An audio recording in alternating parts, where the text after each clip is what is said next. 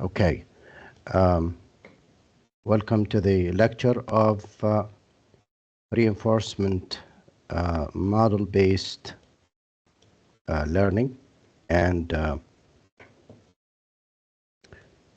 let me get my laser pointer here. Okay. So these are the references and the outline. Let me go to this chart where it will illustrate where we are in the reinforcement learning algorithms. We made the distinction between two categories, model-based, okay, and model-free, all right? And we are still looking at those types of algorithms where I have the model of the environment. And if we go to this slide here, the model of the environment, we refer to, or what does it mean? It is really the state transition probability and the reward function. So if I have the probabilities for transition from a state to state and the rewards, then I have the model for the environment. If I don't, then I don't have the environment model, and I have to think of other ways. So if I have model-based environment, the model basically, and these are a subset of algorithms, by the way, and if I don't have the model, then there are other subset of model-free reinforcement learning algorithms. The model-based, the MDP model is known, and it's not too large. Okay, the optimization is performed over the state values typically, all right? And this, the model-free, the MDP, the Markov decision process, is unknown, but experience can be sampled, or the model is known, but it's too big or too complex to be used. We can only do sampling. In either case, if it is unknown or too large, we can sample, take samples and scenarios from and experiences in this situation and learn from them. Optimization typically performed on the action values. Okay. We also need to make a distinction between on policy and off policy. The on policy learning, we learn about policy pi from experience sampled by policy pi. The off policy is we learn about policy pi from experience sampled from behavior policy mu. So let me take, for example, let's take driving as an example. If I am learning how to drive and I sample my mistakes and I try to improve those mistakes, my own driving, okay, then this is basically I'm doing then on policy learning. If I do something wrong, I fix it. It is my driving and I'm learning how to improve it. But suppose, for example, I'm looking at somebody else who is driving and watching that person, and I am improving my own driving. Now, the policy, right? I learn how about policy pi. This is my own driving, sampled from the behavior policy, which is the driving of somebody else. Okay, and both of them, they have their practical using their own policy and off policy. Updates, we can talk about offline updates, updates that are accumulated within an episode, applied in patch at the end of the episode, and typically algorithms for that, like Monte Carlo methods. Or online updates. Updates are applied within the episode, and typical the usage is the temporal difference algorithms, right, such as SARSA or Q-learning. So these are flavors, okay, and it tell you how these learning algorithms can be classified and differ from each other. In this case, based on the availability of the model. In this case, based on the learning the policy versus where I sample the experience. In this case, when I would apply the updates at the end of the episode or at the within the episode. Okay, all right. So in this lecture, we're going to focus on model-based reinforcement learning. We'll talk about the evaluation. We'll talk about the optimum policy. Okay, and typically these are implemented using dynamic programming. And dynamic programming is a method of reducing of solving and optimizing problems. Okay, planning. In planning, we talk about in planning for MDPs, we talk about prediction and control. In the prediction, we evaluate the value function or the policy of MDP. So basically, in this case, I have an MDP, the states, the actions, the probabilities, the rewards, and the discount, and I have a policy. The output of this step typically is the state value function. The algorithm basically or typically is an iterative policy iteration. So in this case, all what I'm doing, I'm trying to find the state value. Okay, and I can find the action value if I wanted to as well. And in the control, I optimize the function or the policy of unknown MDP or unknown or known MDP. In this case, the MDP, we typically have the MDP, or we can use the approximation methods, and the output, and this is the important one, it's the optimum state value or the optimum action value. And from those I can decide the optimum policy. So here it is, the keyword here, optimize. We optimize the value function. We can have policy iterations, we can have value iterations. Okay, so the first one, in the prediction, I evaluate a policy to get the state value. The second one, in the control, I optimize a policy. I optimize, the MDP to find the optimum policy or the optimum action value or the state value. This is very busy here. We're gonna go over all of that, these concepts and iterations.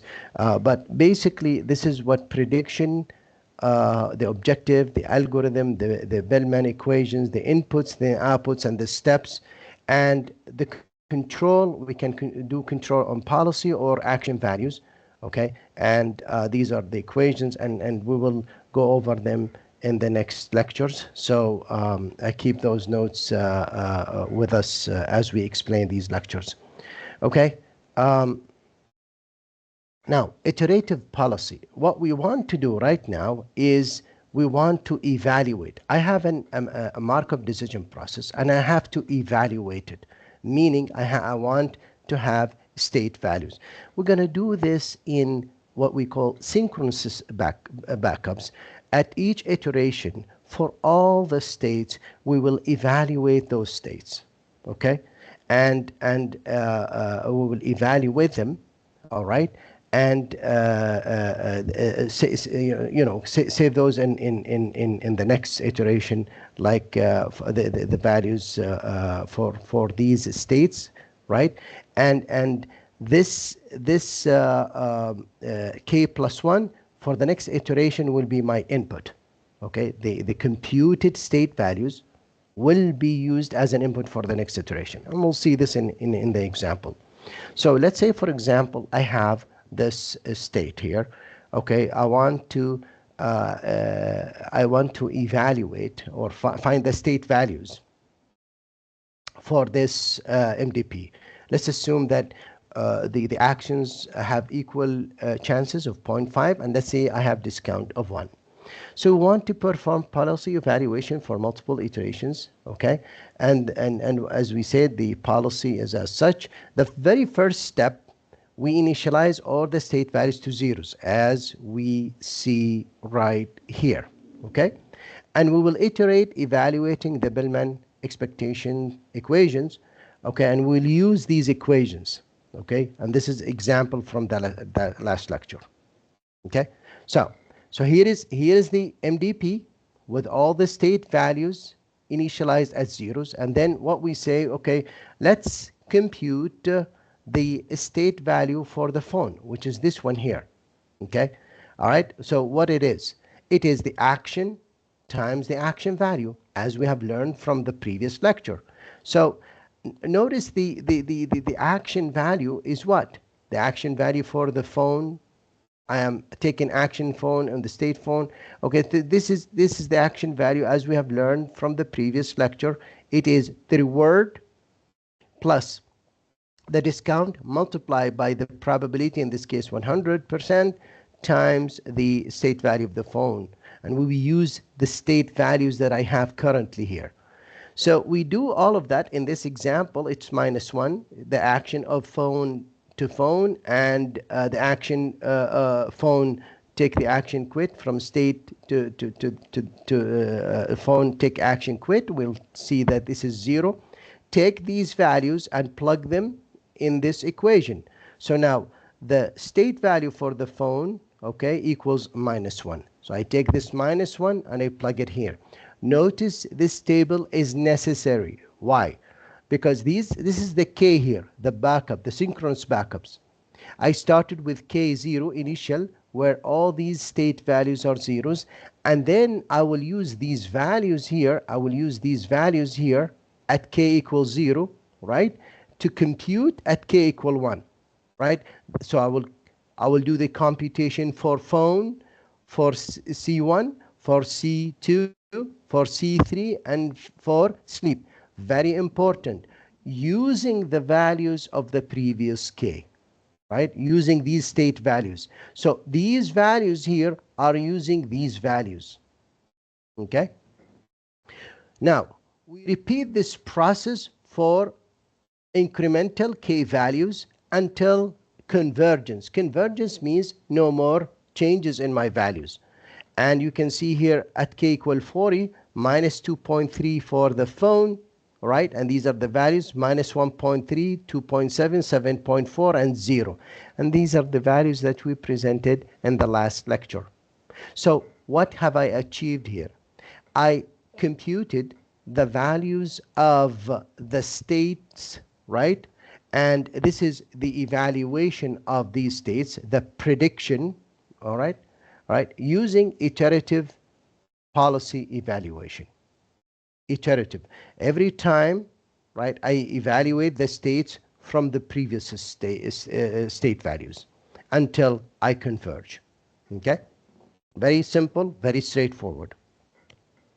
Now we can have an example here of this grid or a small grid world where this example evaluates a random policy in a small grid world. Okay, the undiscounted episodic MDP, which means I have gamma equals 1. Gain, it is if we pick any state, we want the shortest path to the terminal state. So I want here, this is my terminal state. It's the same as terminal states. What is the shortest path? For me, I'm here. Should I go this way or should I go just this way? Okay, so I need the shortest path to this terminal state. Okay, non-terminal states are 1 to 14, so 1 all the way to 14. These are non-terminal state. One terminal state known as twice shaded square. So this is a terminal state. This is the shaded or one terminal state. Okay, actions leading out of the grid leads to the unchanged state. So if I go out, I'm going to come back to the same state. Agents follow uniform random, reward is -1 until terminal state. So if I go here, -1 until I get to the terminal state. And agent follows uniform random policy, equal probability of 0.25 of taking any action. So actions are what? Going right, going left, going top, going bottom, or up or down. Okay, so now we can do iterative policy evaluation exactly like we did in the previous algorithm. We do for K equals 0, initialize all the state values to zeros. K equal 1, -1s, except for the terminal state.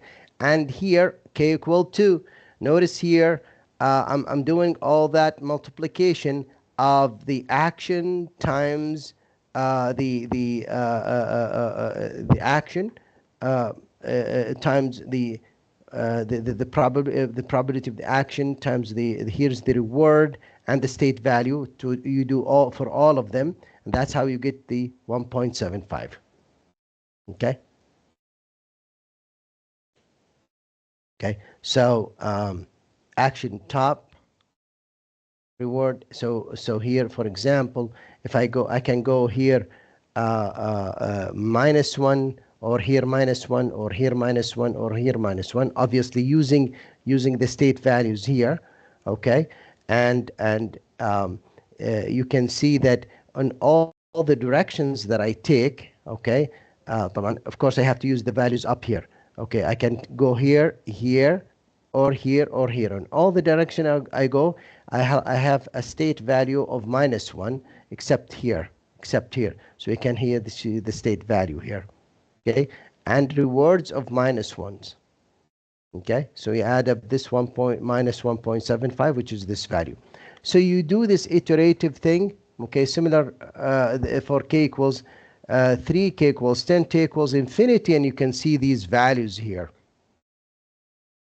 Now, if I'm in this place here, which is, or this square, where should I go to a terminal state? Okay, well, either I go -20, no, -18, yes, because more rewarding, or -18. You can see this is a policy here.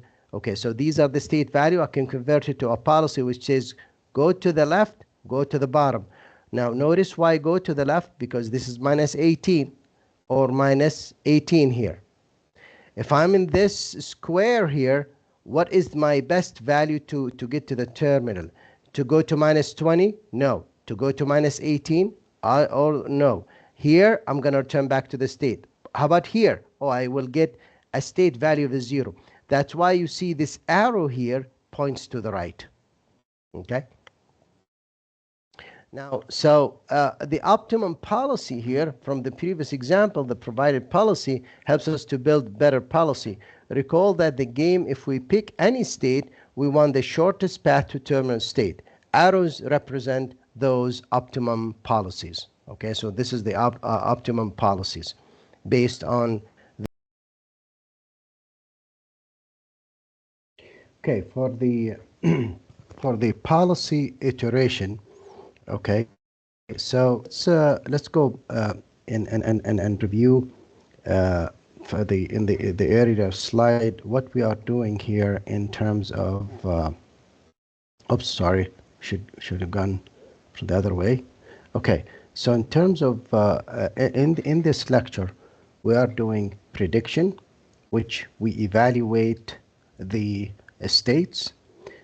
I have MDP, I have a policy. The output will be the values of those states. That's what we have done in the first part of the lecture. In the second part of the lecture, we will talk about control. And these controls, basically, I'm going to have an MDP, and I desire to find the optimum policy. This is my output, or the optimum state values or action values. So this is what I mean by control. The control is we compute the optimum policy or the optimum value function. So to this part here, and see what we can do here. Oh, sorry, did I? Sorry. So we did this. This is the policy iteration, and the policy iteration algorithm basically states that I evaluate the states, and then I improve my policy. Policy evaluation, policy improvement.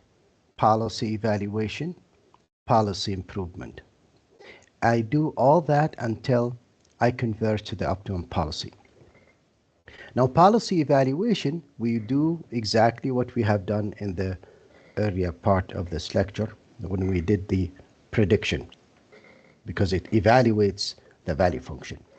Policy improvement, I improve the policy by finding a policy pi prime, which is basically I apply the greedy function here.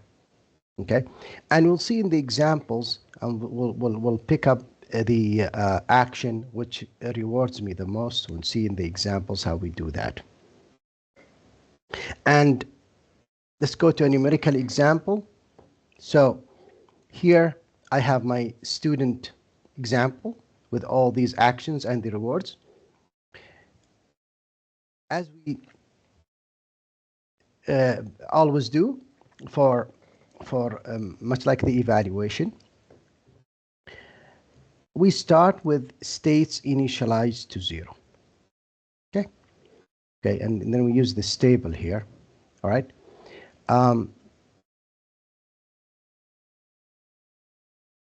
Now,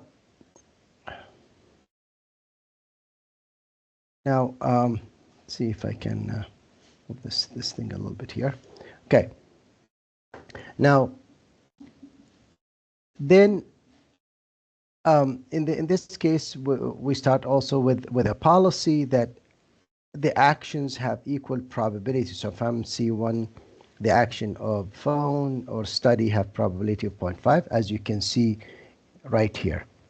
Okay, all the actions have equal probability or equal chances of 0.5.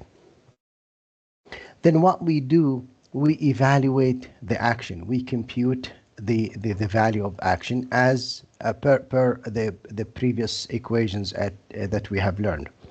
So you can see the phone action here has a value of -1. The quit action has a value of 0. For C1, the phone action has a value of -1. The study action have a value of -2. For C2, the sleep action has a value of 0. And the study action has a value of -2. For C3 here, the cafeteria action has a value of 1. The study has a value of 10. The sleep state has no actions. So we compute all these actions as we have learned previously, okay, given the state values and given the initial policy. Then what we do, we look at each state here, like the state of the phone. I have two actions. One rewards me with -1 and one rewards me with 0. So I update this policy here, the policy here that I can take the action to phone and quit equally. So this state here, I can take the phone or quit with equal probability here. That equal probability or equal chances has to change. And that's the major step here. So they have to change to what?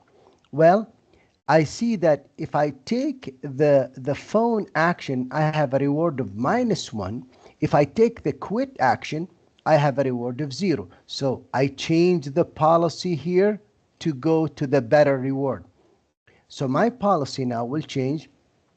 So if I take the phone, I have to have a 0 chance of doing that because it rewards me with -1. If I take the action of a quit, since it rewards me larger than the other action, I will give it a 1. So I'm going to have a certainty, 100% certainty of following the action with the maximum reward. 0 to the action that gave me less reward. 1 to the action that gives me more reward. Okay, that's the greedy policy. Let's go back to the previous slide here. Okay, so the previous slide here said what?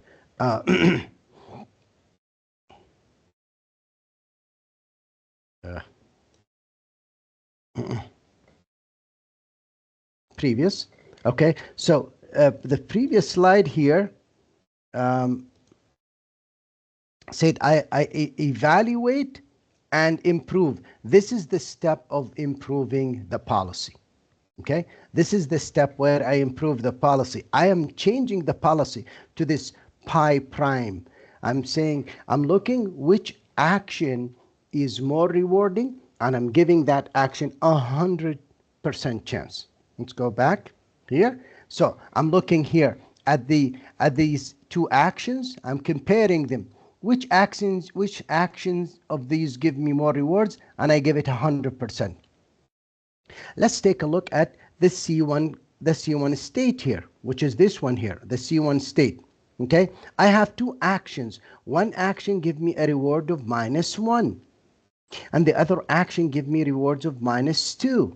Okay, so how do I change my policy? Because the phone action and the study action have equal probability of 0.5. Now I change it. I say, since the phone action gives me more rewards than the study action, I'm going to give the phone action a probability or a chance of 100%, a 1, and the study action of a 0, because it gives me a reward. And this is exactly what we have done here.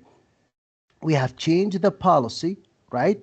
This is the updated policy to give me more, to give me a 100% chance of going to the phone and a 0 chance of going to C2, right? Because the phone gives me a reward of -1, the phone action, and the study action gives me a reward of -2. Again, and we can follow these updated policy for all the states. Every states have multiple actions, right? Let's go take, for example, C2 here. C2 has two actions: sleep, which gives me a reward of 0, action reward 0, and a study, an action reward of -2. Guess what? I will update my policy. I'm gonna have my policy for certainty I go to sleep and 0 chance to study, because sleep provides me with more rewards. And this is exactly what I have done here. Okay, notice here.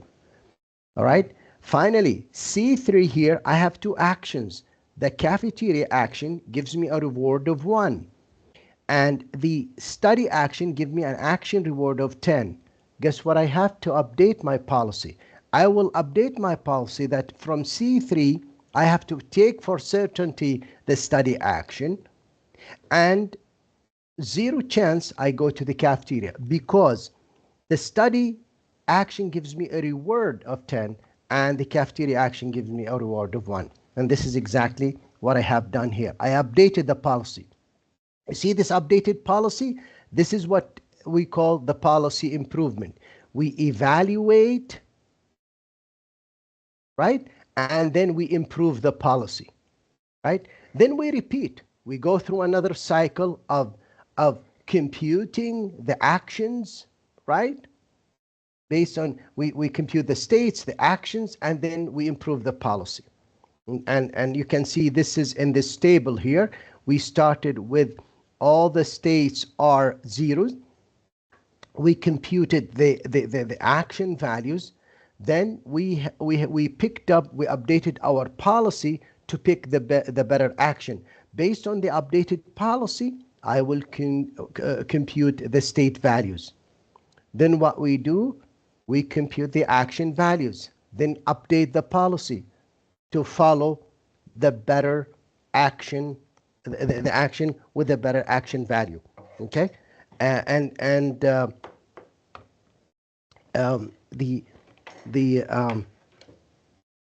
me just take care of this thing very quickly. Okay, and we do this in iterations from k equals 0, k equal 1, 2, 3, 4, going between evaluation and improvement. The improvement part is not shown here really, because you have to have the state showed on the diagram. But if you follow the main idea, then you realize that every step we do the state value, the state values, the action values, then improve policy, as we have seen in this table, until we get into this optimum policy where the state values and the action values as displayed here. So you can see this is this is the best policy. And you can see if we can track from these states, you can see these action. If I'm in C1, okay, my computation tells me that the action phone or study, which one I should take. Well, my optimum policy says if I take the action phone, I have a reward of 5. If I take the action study, I have a reward of 6. Which one I should follow? Well, as the study. If I am C2, I have two actions: sleep, which has a reward of 0, or study, which has a reward of 8. Obviously, I will study and go to C3. If I am in C3, I have two actions: cafeteria, a reward of 9.4, or study, a reward of 10. So obviously I study. So this is, you can see, this is the optimum path. If I'm in the phone state, I have two actions. One action, which is the phone here, which has a value of action value of 5, or I go to study, which I have value of 6. So obviously I will go to the study state, take the action quit, and go to the study state. So this is my optimum policy right now, and these are the direction of the states of the optimum policy. Okay, I can do this optimum policy for this optimum policy for policy iteration. I can do this for value iterations, which is very similar to policy iterations, but basically we will in this example, we're going to use this example, and we'll illustrate the value iterations here, and the idea here, you can apply the value iterations and policy iterations on those simple Markov decision processes. But honestly, if you have large ones, you can't do this simple analysis and graphic illustration. You obviously need programs to solve these things, okay? But value iterations, what we do, we start from the terminal state, okay? And by the way, value iterations should converge with policy iterations, but this is a quick illustrations here. In the exam, please follow the previous illustration, which is this one here, the one that I illustrated to you. Okay, let's see, which is this one, the policy. Okay, but this is given to you to show you how value iteration can be done, and we will converge to the same values. Okay, we start here with the terminal state with this with the sleep here, and obviously I can reach it by two actions here, either the Q reward of 10 or a reward of 0. Okay, so we can see that here, reward of 0 or reward of 10. I choose this path because I want to maximize my reward. So I'm in C3 here.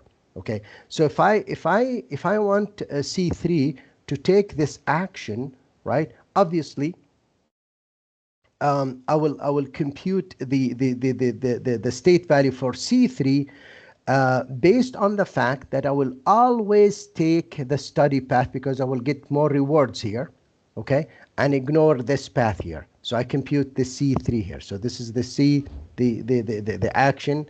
I will always take this action, okay. So now compute the state value for C3, it will be 10.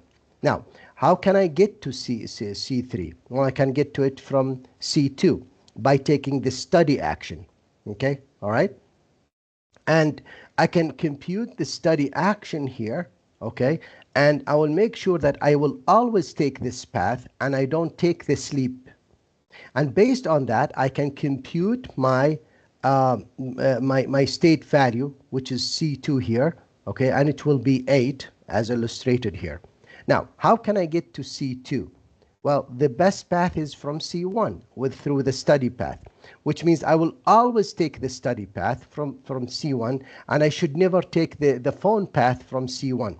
So now I can compute based on these values the C1, right? The C1 state value, which is here, which will be 6, right? Now, For the phone, I can always get to it from I'm sorry, for C1, I can always get to it from the phone state through the quit. So which means if I'm in the phone state, I should never take the phone action. I should take the quit action to reach C1. And if we do that, then you can compute the phone state value, and it will be 6.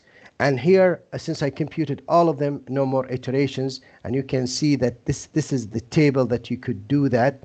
And we have the values that we computed from the previous example as such. Okay. There is the shortest path here to a terminal state G, given the fact that I have gamma discount equal 1, all state are non-terminal, okay, and actions leading out of the grid lead to the same state, and reward -1 until terminal state is reached. Agent follows uniform random policy, okay, all right, which is this one here. So if we run this value iteration, okay, so we can get these values, the state values, iteration after iteration, until we get into a saturation point. This is really follows the previous example that we have explained.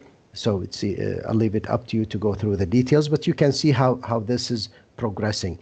So if I want to move from this state here, from the example, which is at the corner, I can go up or I can go to the left. If I'm here, I can go up or to the left. If I am here, I can go. If I'm in this state, I have only one path here, which is here, to the left, and to the left to the terminal state. Okay. Right. So let me go back to our earlier slide we started the lecture with.